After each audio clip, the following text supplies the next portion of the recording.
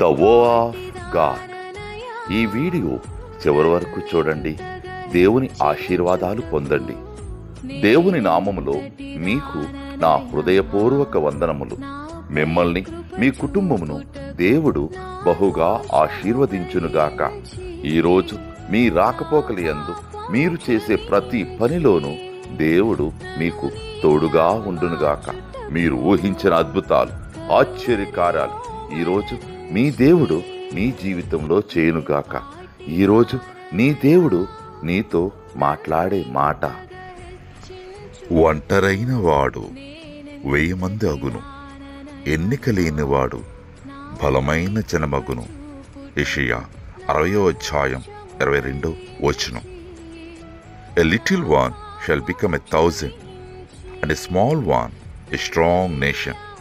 Isaiah chapter 60:22.